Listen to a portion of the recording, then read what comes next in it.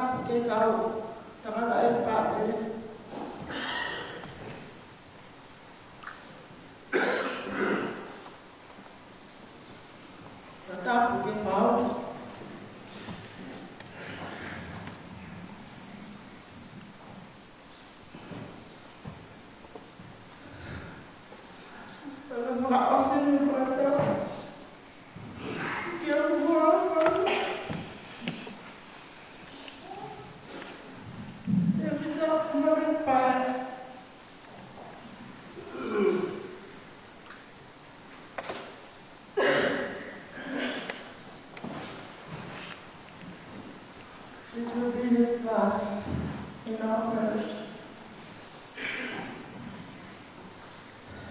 Io mi sapevo non formavo padre Vini, padre Simone, padre Paolo, poi tanti padri.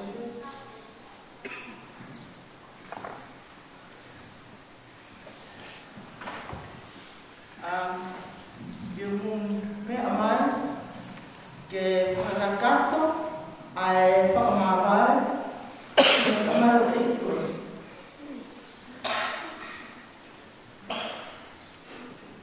kau atau le faya tiaka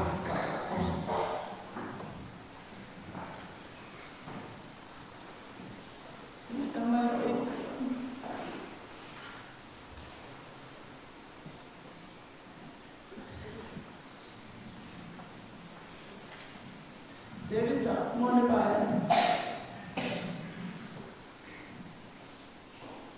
Che tocca perché dalla ho storia.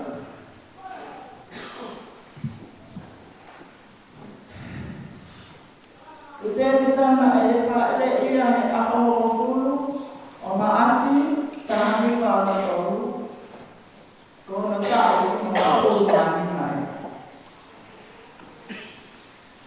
Kau yang matua, me bawa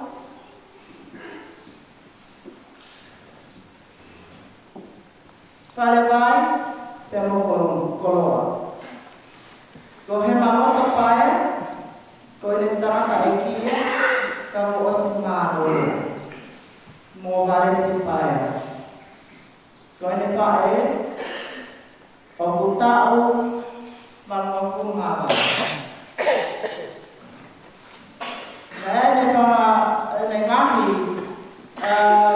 ngatoa eto konima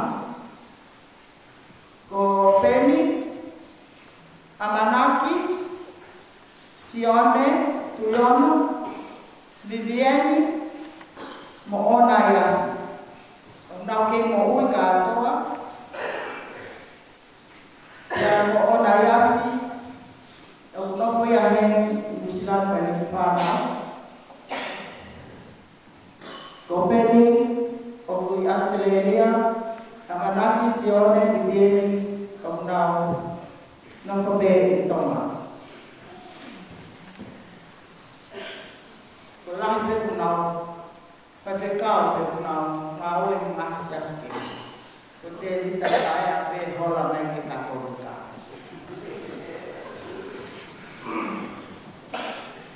nala de pona ko no pe ke hibai ngasas beautiful ko e pangatopa pene tokofa ko Catalina na malo ko roape no tau kuato pea molineni ko elahia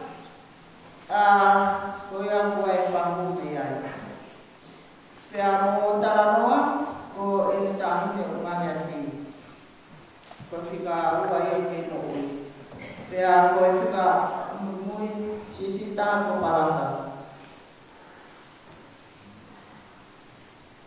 ko te vita mone ko te Maria ko ana Maria to parana ko ka pa te ke roto ke panu pe ke ko no ana ha daya ni ki fana o ko ua mo sia kita ko tahi ko pareti paya mau aya mo asipeli mati o vai ni mau te matonga vai ni na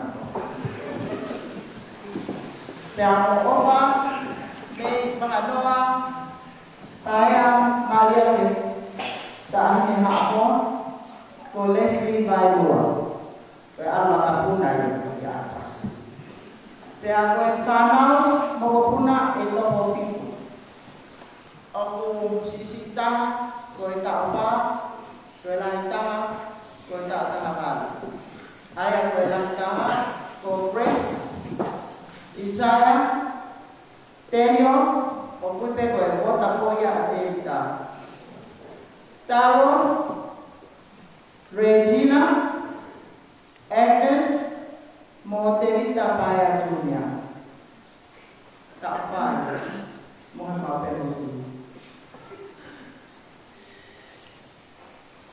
aku perlu kosi na aha ke pai te di kana ke aku ako ai pagi mo kuna ke tau ke ako I always do that because na mo mai mo modi to pa ya ko grandchildren ka samai na lagi ya ko aha ko to te ui ko osi make lunch penga lunch da haya ne mobala ke teu ya ala le na te ko opa mo to ko o no wa ke peke pa na ke o mai ta ha pa ko e Joseph ko kita ha ko ro pe ke a ke a ko pe ta ha le ko te vitale ka pa ko di memory pe a ko terio o wa ko di lasa ai peke te o pa to ta na ko ta ko pom to abe o ko abe ti o fai ne lawa to da lawa no sa de sometimes o play ma dia ke ti te pile ko ui pe ma ta afi ne la ka ro ko ui pe terio kena ready ke al dia ho e de be he ba ti terio hurry up get ready, go for school. Pea pehepe ene ui he pong o toape. He whaka ia kia o taha kuile pia. O whaangau i whakare pia. Pea i pong i toa peru. Nau keta o whaikoe unga me mowi. E kai peke ui a tia. Whakalongalongo pe. Ko tanu ne whakalongalonga ti, I felt in my heart there is something terrible is happening to me. But I didn't want the children to get out seal in our ino. The mother get out after the Amoka to Alabataya.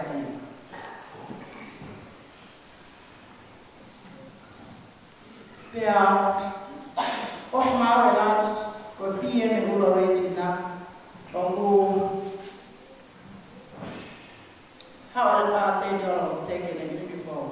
Go to the room. And Daniel just told me last night, Nena, it was Devita. Devita tried to wake Papa up. He climbed over Devita. He shook Devita. He shook Devita. No response. And he was thinking Devita should have called him to wake up. And he checked. He also checked. But when he checked, he found out, then he ran to the room and said, No, Papa is not breathing. So we dropped everything. Validi was working. Offer arrived back outside 7:30, about 7:30. Validi came inside 7:30. I was there, still there, because I started work at MIT at 9. So I have to hurry up and do all this. And when he called, I went and I went to check. Yes, he's gone. I went outside. I called him. I called Offa, come in. And Offa would just peep and look at me. I said, Papa's gone. And I was quiet. And Mother came out and said, What happened? What happened? I said, Papa's gone. And all of us knew that eventually. The grandchildren was very loud. Their voices, Papa! They were crying. And we were all crying. And Letty was holding the phone and rang the ambulance to come and check me. And then when the paramedic arrived, the police, and I helped the police.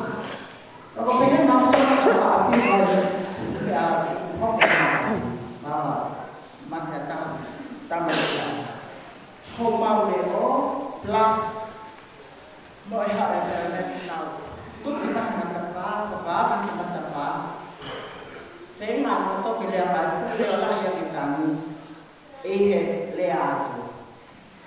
they came and hooked their machine or shot down the machine or no my baby. Then I check around, my time they found out my area, they got in the lava in our farm because his heart stopped and he died peacefully about 1 hour earlier from the 7:30. So I knew that the time now because I could not pay for young so call it the time we are going to make a call my dear he can call my area.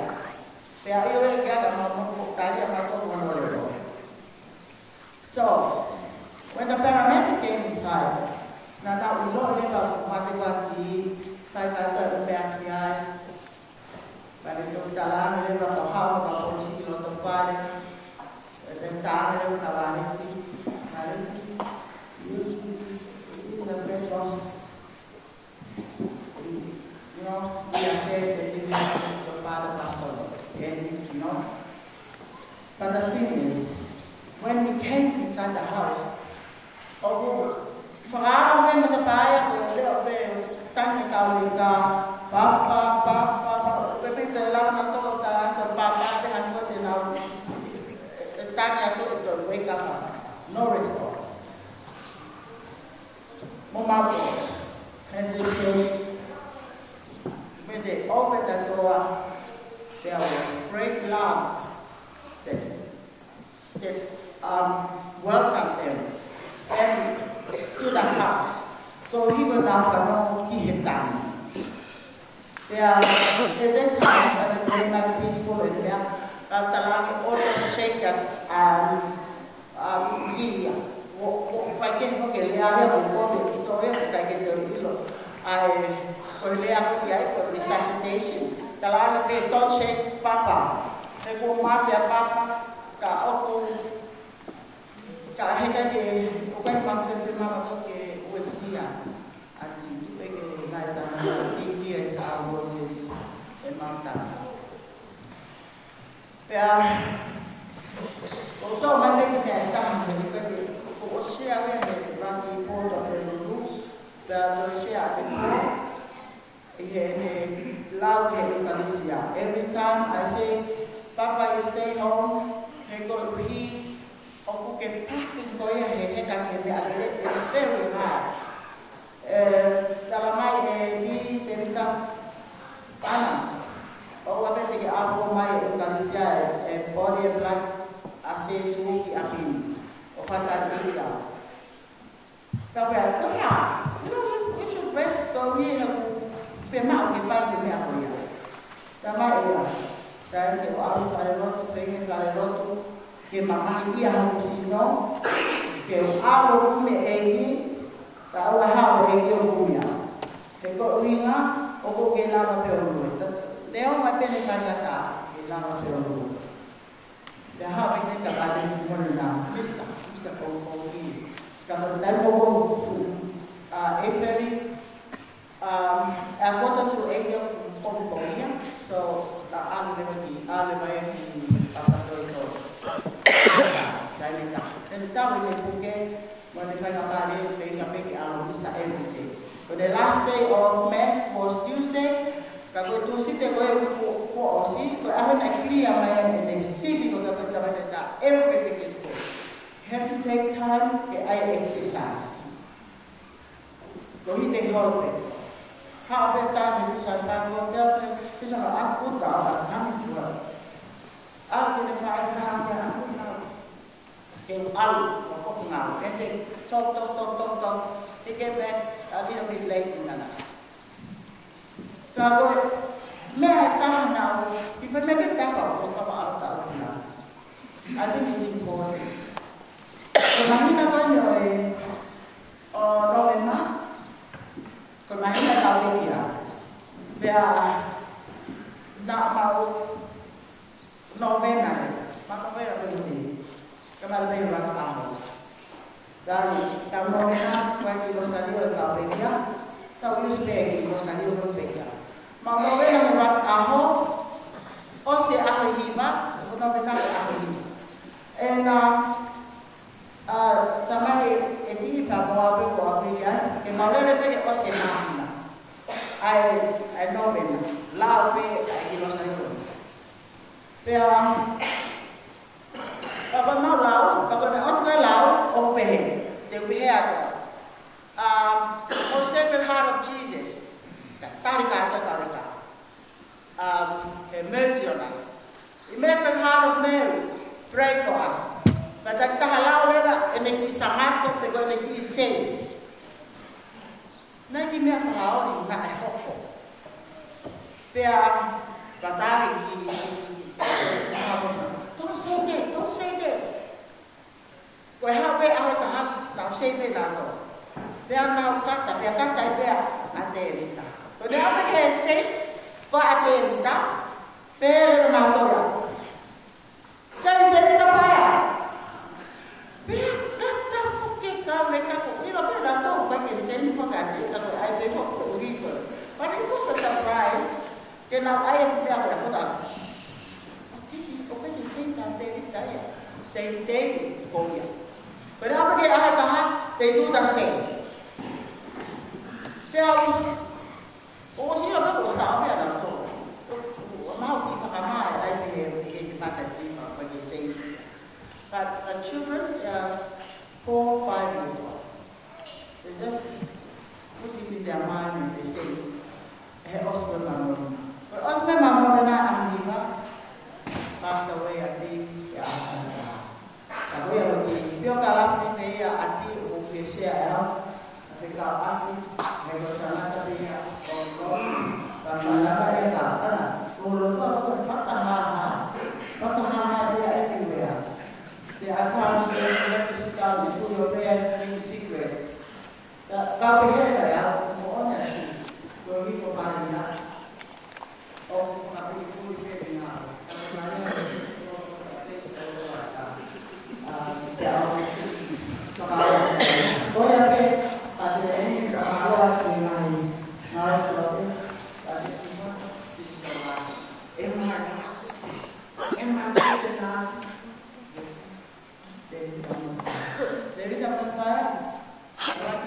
everyone here to forgive you for any wrongdoing, for any hurted deed, and hurted, even the family, your family, my family. Forgive you for all that. And lastly, I want to say sorry. Many times you say, Anna, when you look sad or look angry, or die only the Bible for your hand. Kalau dia pulang pergi, dia saya kayaran, dia nak pergi api. Saya bantu itu, bagi marriage, because marriage will judge his dignity and thank you so much. Malam api.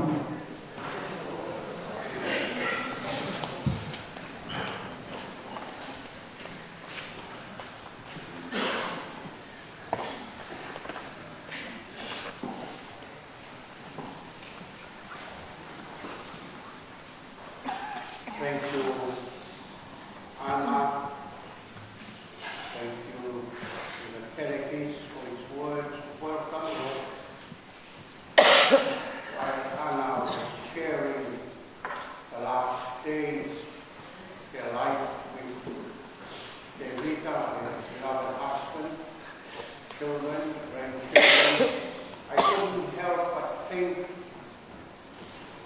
I wonder, for you married couples, when you first married, you pledge yourself to one another until death do you part.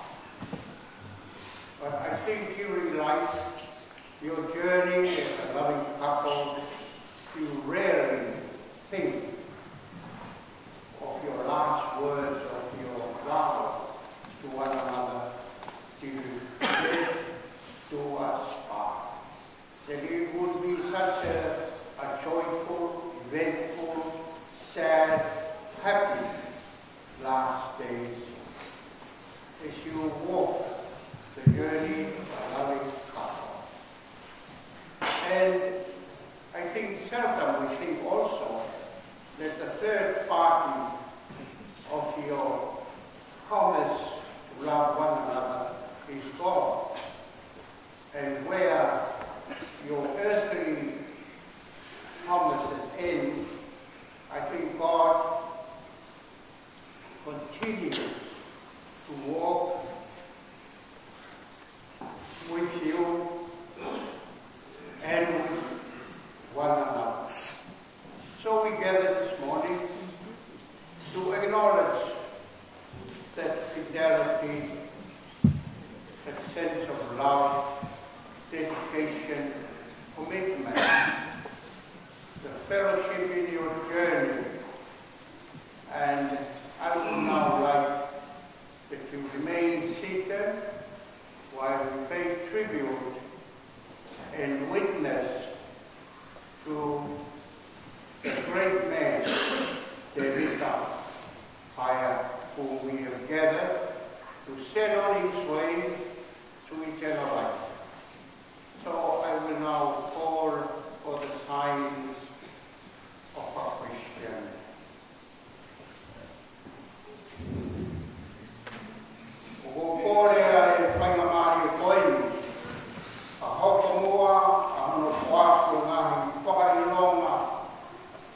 Eucharistia ane a te vita pai.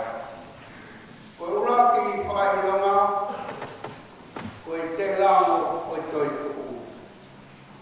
Ko i whakailonga o Kristo, mo i toi tuku e he mate, ka ko i māmaia e oi i taini mo i tāni. Ko i māo e tōtō iwi mo oskia verenga a te vita paia.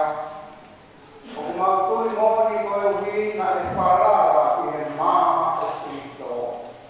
Ko ia, ai māma te takaka ia me he mate ki he mōui me i taini i tāni.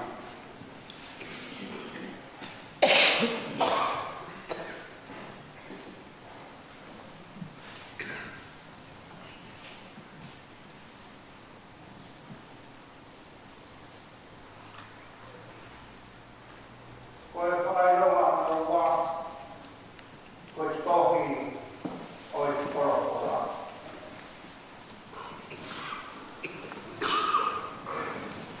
E ronga a te mohui a te rita paia.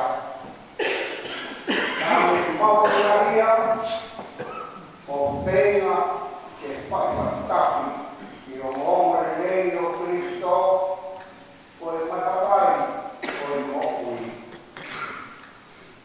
Whakawange, ke taitani rei e Kristo, a ki ai tāra koe o e mo'ui tāiata.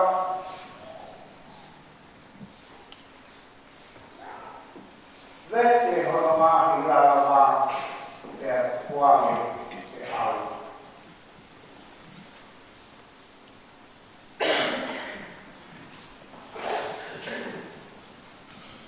Ko e whaironga honotoro o e korosi.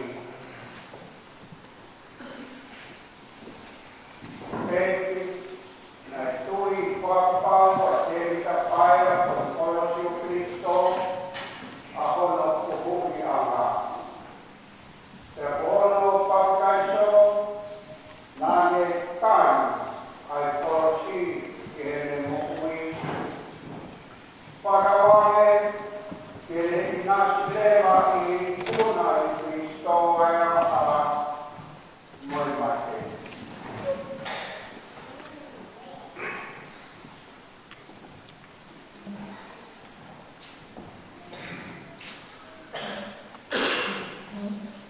Ko e whainga kupa, ko e lo stario o peina o te vita paia.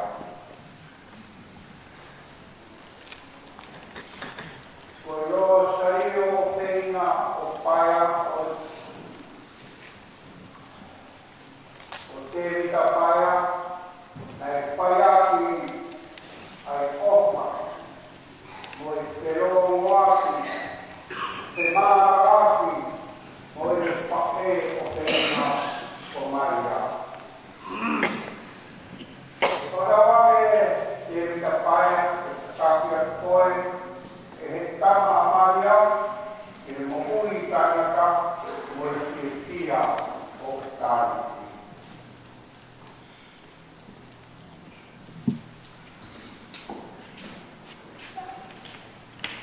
Ko e whainonga honolima, ko e tawara o peina o te vita paia. Nā le kawa e he mo'ui awasiaki, whaapapama. Nā le whahaaki e le tokaki a le mo'ui. Ka inga, sa mo'ono tonga. Whakawange te kapaia, o ana whakasia, o ponga ka inga. Wa koa mai ai ai tokai o e mo'ui ka inga kama au. I e ahoni.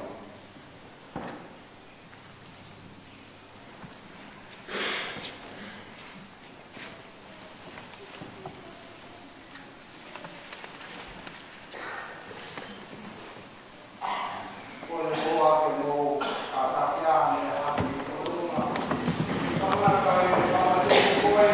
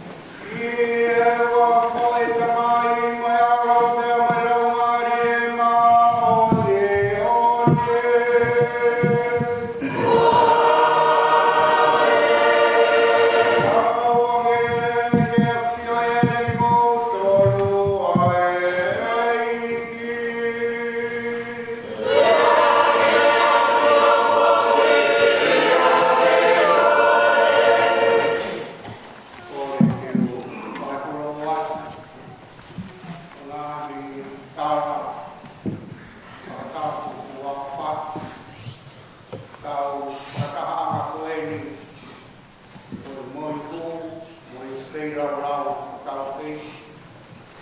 Vai ai tau whaneri, vai ai tau whamore more. Tau pāma ke e o tuaha e whakatamana, kai pori, kai munga, kai kawa hara me tau tau. Kai marie, tau lotu, no kore o ka pai, o tau peiti, o Jesu Christo, vai ai o tau whamore more.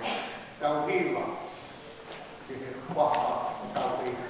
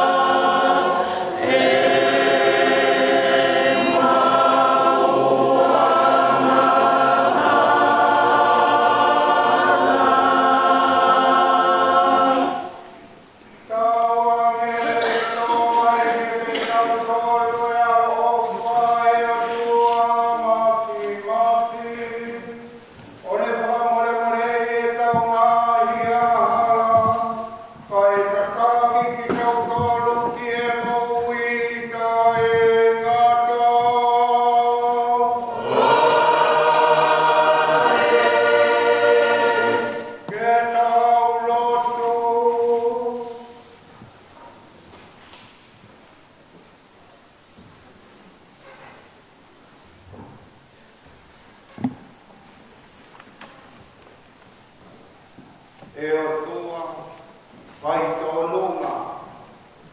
Mau kore atu mai roto whakatō ki laro mo oni ki ho mana wa o wha. Mau o tamai wai ki o te ka whaia. E nāne ngāo e o sikia verenga e whamakora e mōnga e rei. Tuange e ke te vita e whare o ni ngāo e rei. Ke omi a ke maru moi ki pia a kokonua o i kala wha. O tua o i wha. Ka mua he lotu mo kore ku whai a guitou e whanau me whamahopuna. Kai umaa e roto whare na ke ui mai a te iai. Kai family. Kai umaa e komunio ngāwe, vete mo oskia vere mai. Tuku mai e ramai e whanona. Tuku mai e ke mani e te toka ringo ringoa i ni whanona. Vai atu a maha kore i o kupama i o Jesu Christo o aro na koho mau whalaroa. Amen.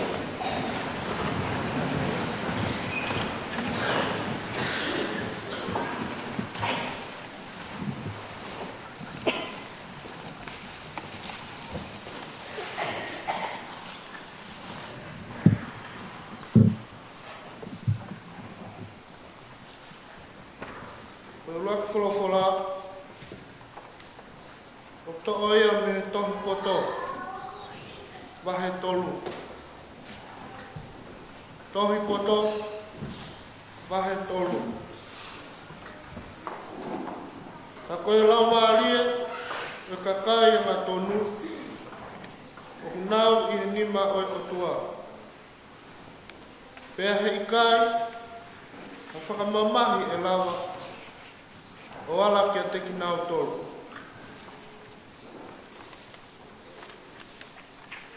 Koe wakai, ai whakasesele, na anau hāmai, o hange, o kunau mate. Pea koe nau ma wahe atu, o kuha, hange whakatamaki. Moe nau alu atu, mea te ki tau tolu, o hange ha whakaauha. Ka aku nau nonga ki nau tolu. Ka pau na lawa o sia a tau tea, o hange ka wakai e kakai, ka koe nau amanaki, na e mohu I e mo ui taimata. Ko ho nau mamahi, na e mama, kai whon mahua hua o nau tākua. Ko hanga e he otua, o siwi I ki nau tolu, ko whakapapau I, e nau tau ke nau kau whataha moia. Koe otua, o mune siwi ki nau tolu, o hange ha wheilau lau tutu.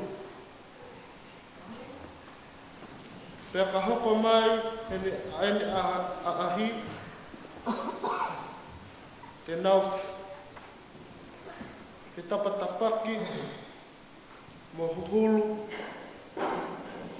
o hange koe mo fisifisi o kakaha ai awhi. Te nau whewha mau, ngahe pule anga, mo pule hitakai. Pea koe eiki, e hoko ko ho nau tumi o taengata. Ko ki nau tolu o whalala kia te ia, e mahino kia te ki nau tolu ai mo oni. Ko ki nau tolu o whaitonunga, te nau mo ui whataha mo ia he ofa. Ko ke kalasia me manawa ofa, o ku tatali me mai kia teki nau tolu, ko ne whiri.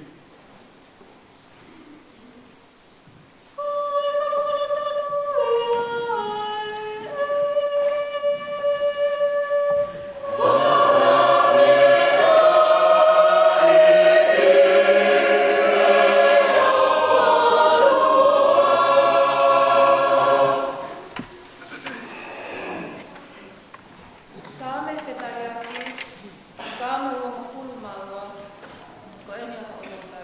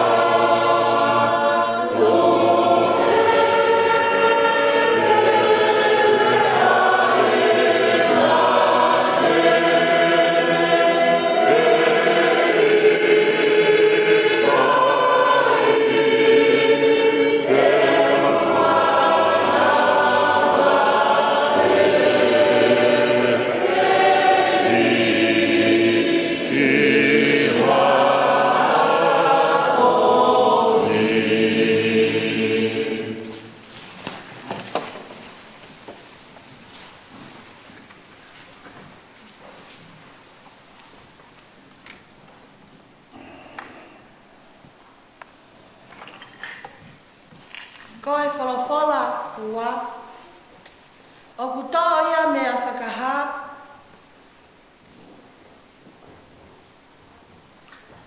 wahe whakafuru mawha.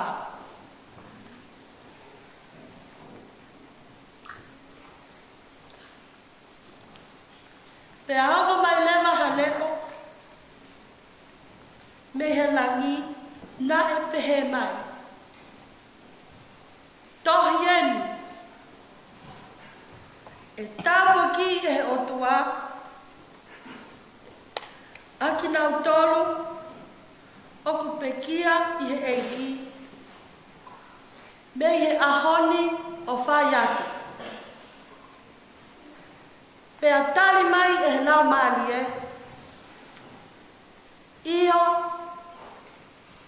ka hili e mau whakamosia, e nau fie maali e, he e mui mui atu i a teki nau tolu, e nau ngahi ngā ue lelei.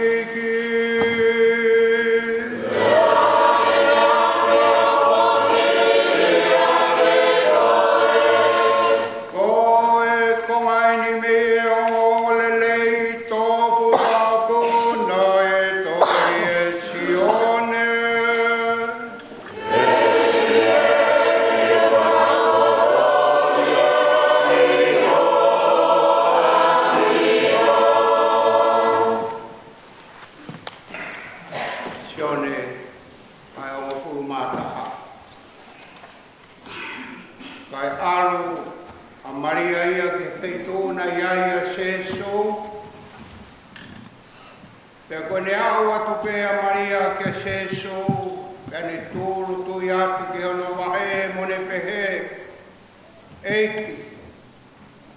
Ka neke I heni, nai kai mate ho tuonga ane. Pea sio atu a seso ke tangi mamahi a Maria, mo e kakai, nai mui mai a te ia, pea whaingata ai au pito ai loto o seso. Pea ne ke ange ke te ngau tolu. Ko hea e wheitou ko mo tuku ai hono sino, pea nau talange eiki hau ke tau o ki ai, pea kangi a seso. Pea pēlewa he kakai sio ke lahi e ne ofa I ala salosi. Pea pēhe ni hia I kai, nane paa e kui, koe hana I kai ke ne tau kia I e mate ala salosi.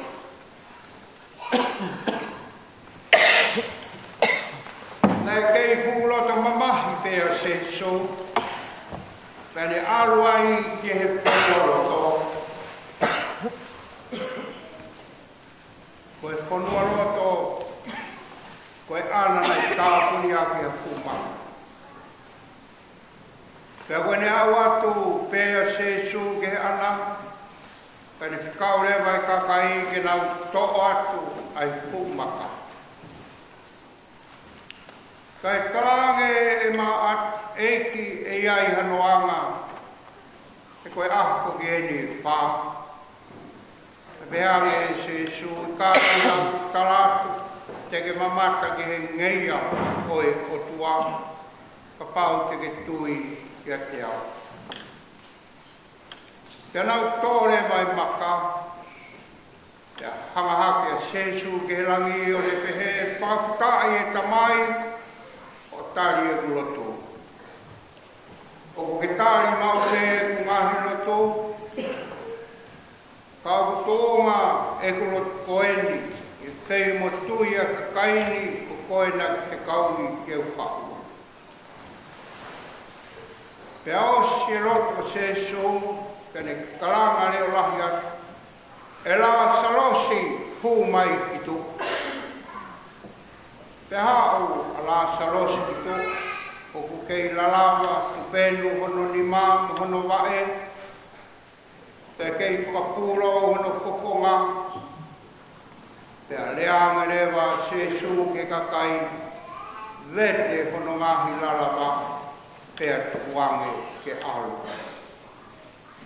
Koe tokalahi he kakai siu, ne kaunga mamahi mo Maria, na nau sio taunu he mea nai pai e sesu, pea nau tui ai ki a te ia.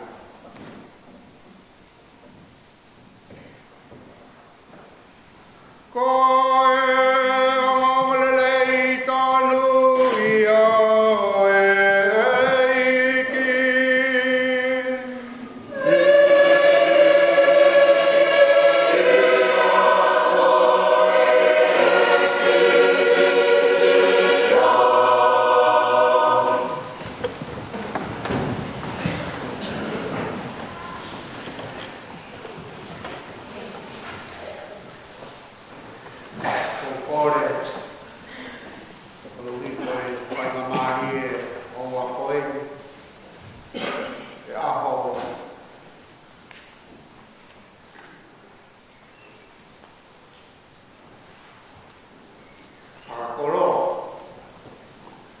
Keu pai pemua,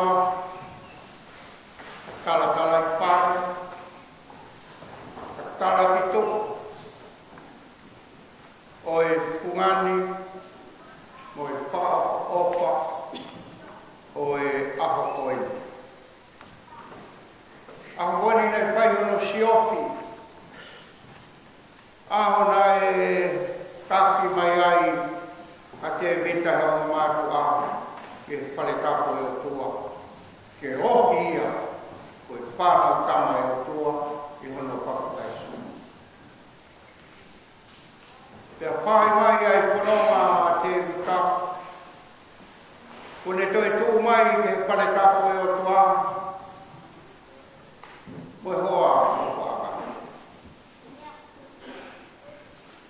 Ke whai ai kominani, whai ai whakahoko o ha whakahoko o.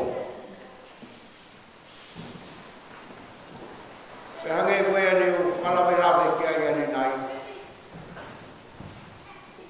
Kominani te toki vete pe e mata. Pea whai mai pe ai whanoa me he aho koia, tau tōta mai he aho whakakoloa koina. Ko whakakakat, ko ikuna, ai kominani te. Oloaki ai o toa mo te vita, ua kominani te, mon hoa o whaanga, a ana pai. Pea kutau whakate fua ai he whai ma oni mo tapu koini o e toa i o pare tapu. Ke whai hana o whakita ia. Whamaro ia, whai ha malari mo ha fia. Ko i e koe ahoni kai whai ha lau kapa. Tau lau. Ko tui la. Koe ahone kuai a te vita. Maharo nei kai koe whamalohi a ana. Nani hu mai e runga waka koe. Nā e whanau lei a te vita. Ki he tahai ki lotu nou taha e misa kotoa. Ki mua e tau pakapaki ai mā o e eukarisia.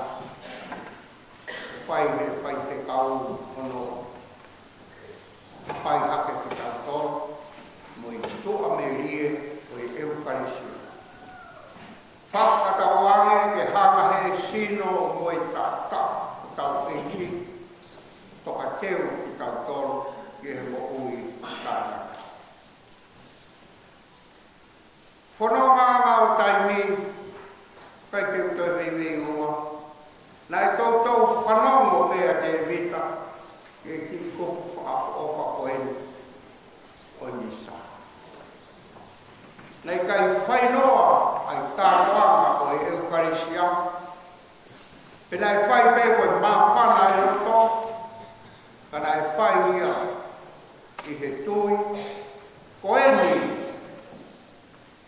ai mauanga iwi, koeni ai malo. Tene hama o tawani ia kene puke ne kuakawa mhono otua, kene hoko moha poha lelei, kene hoko moha huspani ti lelei, ke i punai ai mo ui tainga kare. Nai hohori ene mo ui i he eukarisia. Taranoa mo mea a tui tapo kalakiko ki he aho te heni o e tau mo ui. Ko ne taranoa ki he sāpate laki ho mo ui. I he whakaosinga ho mo ui. Peka tō ai laka ki ho mo ui. Palene hama o whakatapangai mai, koe ahu pehe ni, koe whai taki pe kia te ia, i he mea nane whai. Ngā oe o skia verenga e o tua ua ki aho ua tōru pāri ma ono, aona whitu, tala mai he kolokora maro ro, ai kotu. E aku pehe, ai whai kati ana o e tau whanonga, i he rorotonga mo i siofi o tāna. Hei kai ha mālo lo. Hei kai ai ha iwi ia, ka ngā mālo, e aha whainga māri e o tua, e whai ai mono. Hai hono whare nei, toi whakakakato ngā haka. Ai hiwi ko more he mau e mau. E kai ai a whai a maari e ia, o e tātā mo e whewhine, ka i kai ke mālolo. E toka teo e mo'ui ke whakatai. Kai koe mea ia, ka whai te a sāpate. Ko e au kau, e whare o e ki. Ke whai i ha whakatai. Wa mālo ia, ai ngahi lelei, ai ngahi kāwaki, ai ngahi monu, kai māri ai, ai mo'ui, e aho e ono. Ta koe whakaukau mahu inga motoro, koe sāpate laki, o mo'ui, kau whahoko e hea honi, koe aho, koe kōmuni o, koe aho, koe e ukarisia. Pai ai wapa, ai papa. O mao e mo'ui, koe tuku pā. Oni ai otua. O kumoni ai turi o mo'ui i taimi, ke mao i moe otua. No aho. Te aku tie mao e kau mo'ui, ai mao o e sāpate la. Kai aho peheni. Tala e tohi poto. Ngahi aho ki mua o e kōma hatau whamoui. Le ea mai ai senturi koe ne kaha mo e kōma pe ua. Ai ngahi tewhito i whakakaukau nei kaukako. Te a whahino e se su. Ai pungani o e mo'ui tāngata. Karo e tohi poto. Koe sisi tu atu o hato taha o pihe awhini mau e o tua. Pai kia hako via e a. Tene omo koe kakai o kai mahi o na o pihe o ia oe ko mate ko au a ko hola. Koe a koe o ko au. Toka ka ki o au, koe au whini mai o kura. Mohu ia pia ponu ka waki mo i toa le rie i hono. Koe ki ai hamatu, koe ki ai au te whana. Koe sia. Rolo tau mai e le au whini mai o kura. O tutu ia, pia hak, hange ko hana mahu e koura. Ke ututu ia mata, ke au, ai ngahi uri, o hune ta ofi ai, ke tapaki ai o. Koe whapeho o naki he tarata poto, i he mo ui kaito nunga. O mau i he afi nunga. E ngau pe tapaki. E ngau ngingila. Ange ko ngahi whemenani te o lai. Ka kai au hani ke o. Mohu ke tātua, mohu he toa meri. Iro i o whakato mai ai ki nā tōro o tui o tua. I kai koe a koeni, kāla e tohi whakaha. Whekai rama si e rangi, mano ia, ki nā tōro pe kia i heiki. Tāri mai lau maari e maari ori, koe nā mahi, ngā were rei, mui a, kairi e kina ki nā tōro. Moho tātua. Koe whakamoni, kairi e whakaha, kai tō nua. Tau maa i oni o nau a hoeni. Leo mo koe apikanga loi mataria e maa wai i tani. Kai he maa wai ha kai. Pai ke tau ke kuange ka tau mahi o. Koi kore. Te oa te tau ka ofi ka tau ofa anga. Me he ofa ia o rahi anga i ho ofa. Te ko ia ane patupu ia. Ko ia ane hana tongia honoro tō ke whaana ua ki tāni. E neo mo pe hanga hamai a se so e kosperi a sione, wha o tangi a se so. Roi matau e mama. Ka koe karasia e whahau.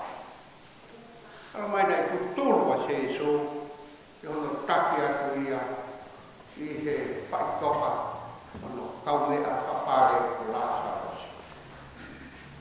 Nei kai te whaingokua ki a teia, mā vai mohono kaumea. Ko tui o kupe e mo a koen. Tēni hia, kui tō, whanau, a mōpuna, e whamiri. Tēni hia e kāinga rotu, pohonau ka. Ai waka o ni ngāo e whakasewāniti koe tau. Tēni hia o mahi kaumata tau. Koe more atu honau kaumea whapare. A koe a hon. Koe whamanatu o kupai.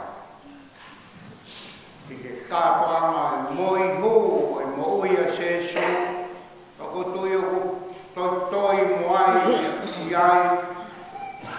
Ai moi hō. Whailau lau whaosi e mo oi a te mita.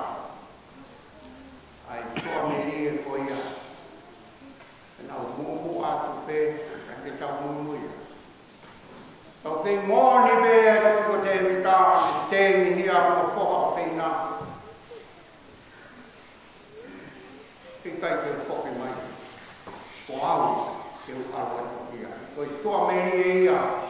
Whakarama manaki le lei te tau tolu. Pehen, more atu, o whaama, kaumea whapare.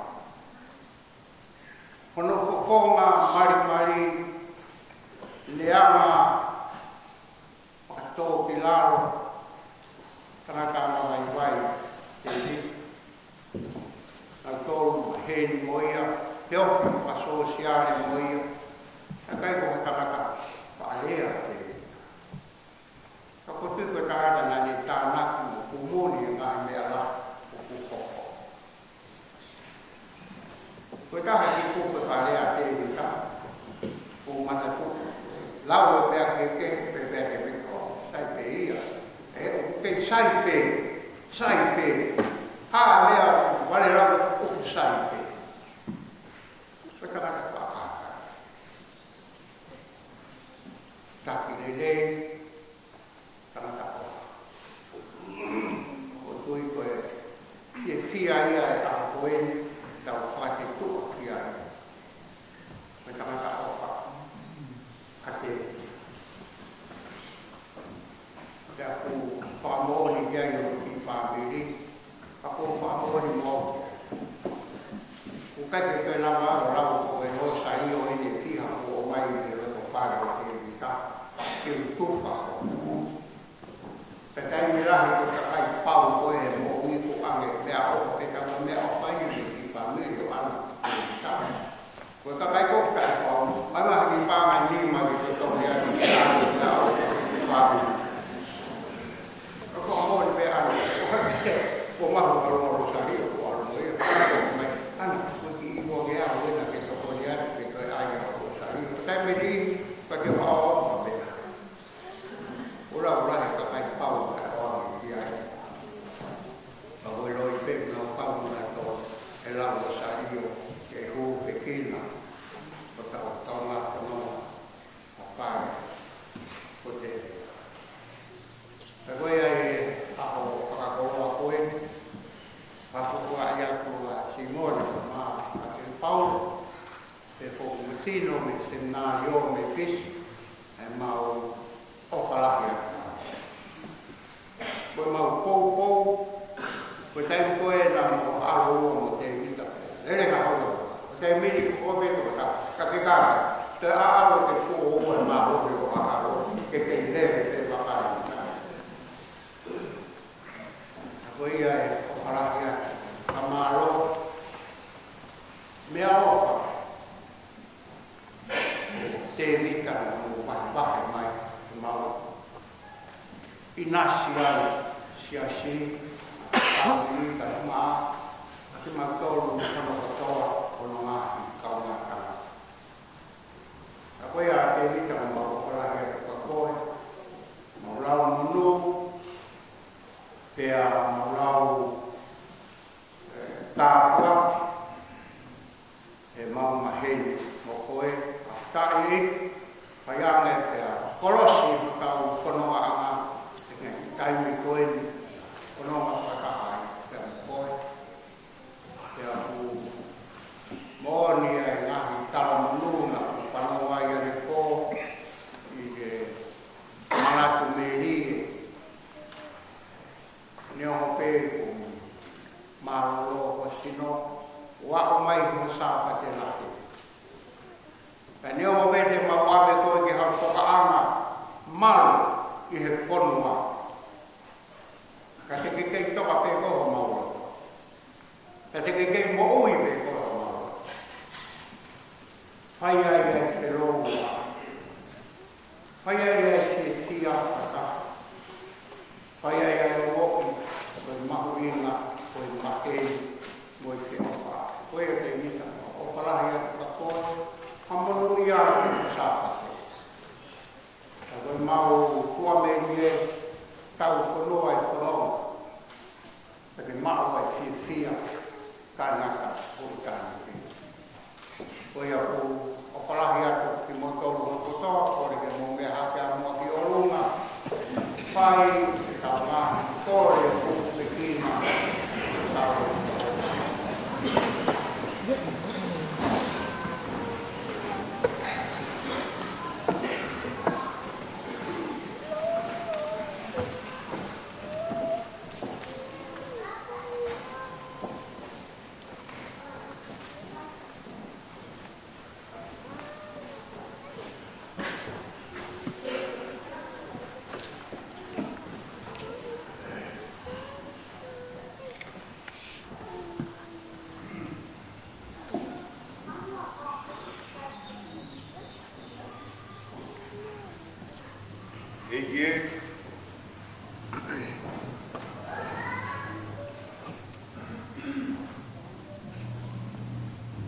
Nake kono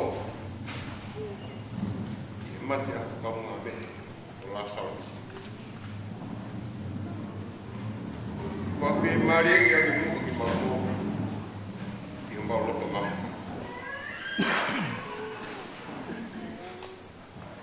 Ma kore